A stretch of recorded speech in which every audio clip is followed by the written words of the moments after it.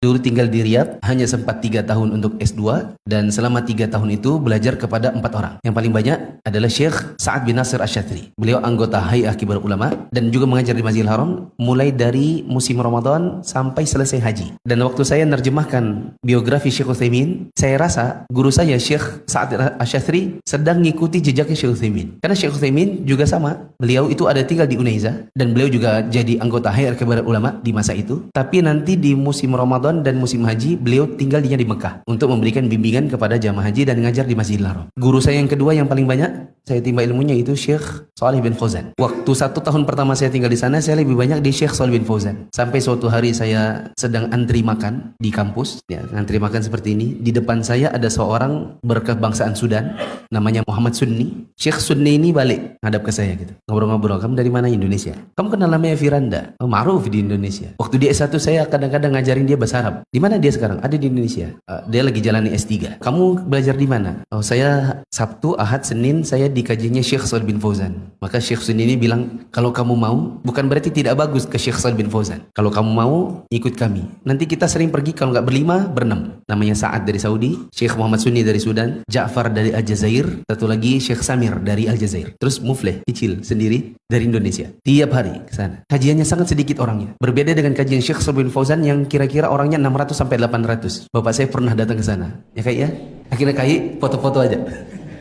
Letaknya begini, ini Syekh ada di bagian kanannya imam, berarti di situ. Sedangkan di kirinya imam, ini adalah pembaca kitabnya beliau. Dan orang-orang itu berlomba-lomba untuk membooking saf 1. Saya bilang, ini kayaknya kita harus datang lebih awal, jangan jam 6, setengah 6. Tapi setiap setengah 6, buku sudah bergelimpangan untuk booking saf buat maghrib. Setengah 6 nggak cukup, jam setengah 5. Begitu setengah 5 tetap saja banyak buku. Oh, rupanya orang dari jam setengah 4 pas asar bawa buku, letakkan buku. Saya berlomba-lomba untuk dapatkan tempat di depan, nggak dapat. Akhirnya saya dapat tempat yang lebih depan lagi, yaitu di sebelahnya pembaca. Kenapa saya sangat bersemangat untuk duduk di sebelahnya pembaca? Karena pembaca kalau membacakan pertanyaannya semua dari kertas. Begitu selesai dia baca, dia langsung lempar ke kanan, yaitu lempar ke saya. Jadi saya nanti tinggal balik kertasnya, kemudian saya tinggal menulis jawaban dari pertanyaan apa yang disebutkan oleh Syekh Shalih bin Fauzan. Nanti sampai di rumah saya salin kembali. Cuman catatan saya belum pernah publish. Adapun di kajian Syekh Syadzili, kita bertanyanya itu lisan, karena orangnya itu tidak pernah lebih dari 30, kecuali hari Kamis. Karena hari Kamis itu hari libur, jadi yang datang lebih banyak. Saya dimotivasi oleh Syekh Sunni, "Mufleh, kamu jangan malu-malu. Kamu suka duduk di belakang." "Ya Syekh, saya malu, soalnya saya sendirian." Tapi lama-kelamaan dengan sendirinya, saya mulai maju di depan. Sampai akhirnya duduk di sebelahnya Syekh. Jadi Syekh Syadzili, kalau beliau lihat bahwa saya datang di sebelahnya, maka bantal tangannya orang Saudi itu yang bantal gini, biasanya digeser untuk dijadikan tempat saya menulis. Dan alhamdulillah saya senang beliau pernah ambil buku saya, terus dia bolak-balik catatan saya. Karena kan siapa tahu ini ternyata nggak paham nulis apa gitu, jangan-jangan gambar lagi. Kemudian beliau taruh, sampai suatu hari saya minta beliau untuk tulis rekomendasi untuk saya. Ada yang menarik ya, beliau lihat tulisan tangan saya, dan jarang Syekh itu mau bercanda sama murid-murid. Maka beliau bilang, ini tulisanmu? Iya. "Tulis tangan?" "Iya." "Lihat tulisan Indonesia."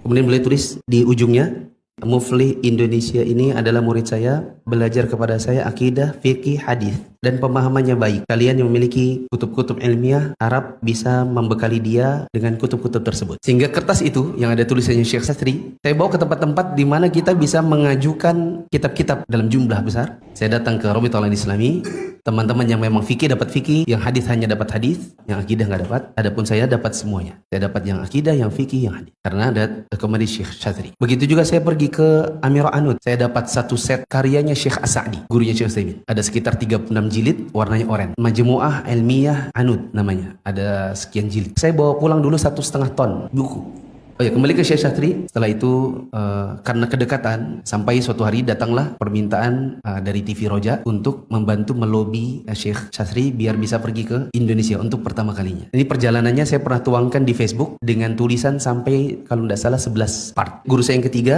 Syekh Sa'ad Al-Khathlan, dan saya duduk selalu nggak pernah dapat depan karena saya biasanya dari Syekh Syadzili baru pindah ke Syekh Khathlan. Sampai di tempat Syekh Khathlan biasanya sudah nggak dapat, paling-paling dapat soft 4. Masya Allah, Syekh yang satu ini salah satu yang paling luar biasa, dikarenakan beliau diikuti murid-muridnya setelah selesai kajian sampai ke mobil.